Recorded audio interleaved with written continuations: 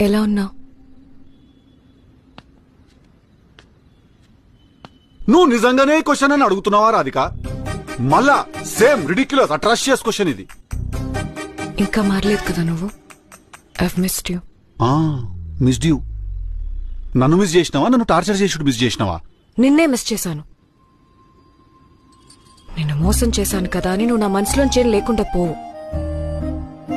మన ఇద్దరి గురించి ఆలోచించాను. మన ఇద్దరి స్టోరీ వేరేలా ఉంటే బాగుండేదేమో అని అనుకోని రోజు లేదు. అవ్వా కూడా నింటే ఏమనుకుంటాడు తెలుసా? పాపం ఈ పిల్లగాడు వాళ్ళ ఇంటర్ కాస్ట్ ఇష్యూస్ వల్ల వాళ్ళ తల్లిదండ్రులు ఒప్పుకోకపోతే వాళ్ళు పాపం ఈ ఇట్లా విడిపోయిన అమర ప్రేమికులు అనుకుంటాడు వాళ్ళు. లేదు నీకేమైనా మెమరీ లాస్ ప్రాబ్లం ఉన్నదా? మనమేం అనివార్య కారణాల వల్ల విడిపోలేదు. మనం ఓకే, మనం నువ్వు చేసిన అన్యాయం వల్ల విడిపోయినాము. అది గుర్తు పెట్టుకో. ఓ ఆ స్టోరీ బాగుంటే లైఫ్